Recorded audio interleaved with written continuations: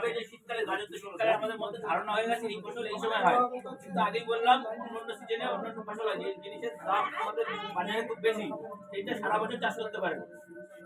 আমার বাড়ি উত্তর চব্বিশ পরগনা, ঠিক আছে? তো ওখানে আমি একটা জায়গায় জানি, সেখানে সারা বছর গাজরই চাষ করে, গাজর, বিট আর ক্যাপসিকাম এই তিনটে চাষ করে সারা বছর।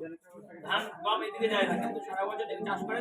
ভেবে দেখেন ভাববে বর্ষাকাল বা শীতকাল ছাড়া তো গাজর হবে না, ক্যাপসিকাম হবে না, তাহলে এটা করছে কি করে? এরা সেই ভ্যারাইটি গুলো ব্যবহার করে, যে ভ্যারাইটি গুলো থ্রু আউট দ্য ইয়ার চাষ হয়।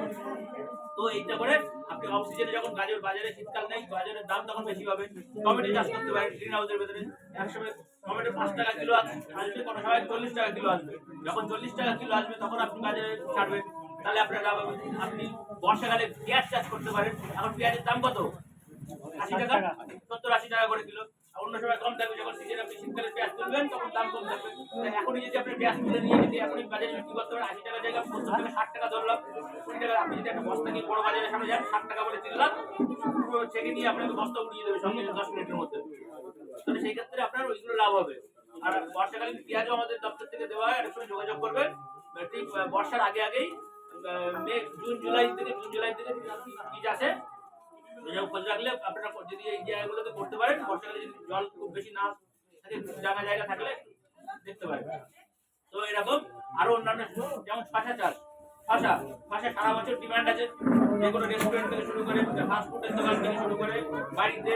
তো শশা, এরকম শশা জাতীয় সেটা গ্রিন হাউস সেন্টারের আলোচনার মাধ্যমে শশা, টমেটো এগুলো যেমন শশা তো লতানো গাছ, কিন্তু টমেটোর ক্ষেত্রে আপনাদের দেখেন গাছ দেখেন ছোট ছোট, কিন্তু লতানো টমেটো গাছও হয়।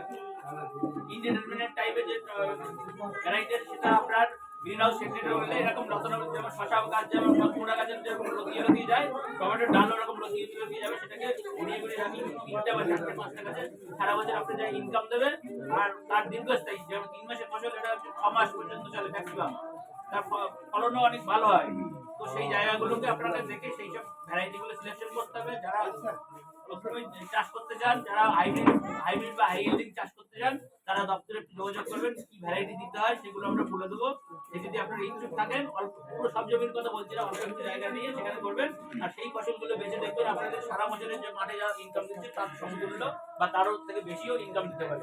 যেমন ব্রোকলি, নতুন কিছু ফসল ঢুকেছে, সেটা আপনারা জানেন, সবুজ বাঁধাকপি, ফুলকপি, যেটা ব্রোকলি বলি আমরা, ওটা আগে পাওয়া যেত না। ক্যাপসিকাম, এটাও তো নতুন, ক্যাপসিকাম, জুকিনি, স্কোয়াশ, এই ধরনের যে নতুন নতুন, স্ট্রবেরি, ফলের মধ্যে আছে স্ট্রবেরি যেটা আসছে, এগুলো তো নতুন নতুন ফসল। এবং যেমন ড্রাগন ফ্রুট, এগুলো নতুন নতুন আসছে এবং এর দাম অনেক বাজারে বেশি থাকে। যারা নতুন নতুন চাষি প্রথম দিকে করে, তারা দেখবেন অনেক লাভবান হবে।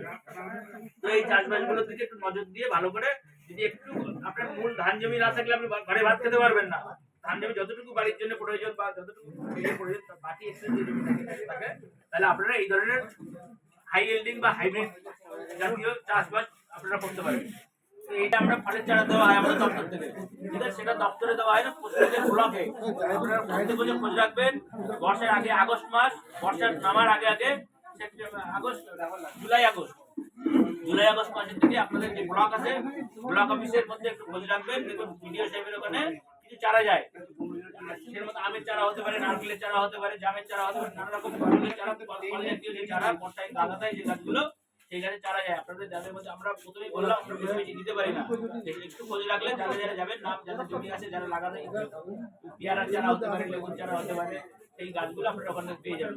প্রত্যেক বছর বর্ষার আগে আগে এটা মনে রাখবেন। আর শীতকালে এরকম সবজি বীজ দেওয়া আছে, এরকম বীজ দেওয়া হয় প্রত্যেকে, সেটা আপনার ফার্মার ক্লাবের সঙ্গে যারা পাননি বা পরের বছর যারা ইচ্ছুক, তারা একটু যোগাযোগ করবেন। বা কি ধরনের সবজি বা বীজ চান আপনারা, সেটা আগে থেকে জানাবেন। আমরা তাহলে সেরকম আমাদের উপর মহলে আমরা জানাবো যে এই ধরনের ডিমান্ড আছে এই বাজারে, এই জেলাগুলোতে, এই ব্লকগুলোতে। তো সেই জায়গাগুলোতে আমরা সেগুলো দিতে পারবো। এই বলে আমি বেশি বক্তৃতা দীর্ঘ না করে শেষ করছি। ভালো থাকবেন সবাই।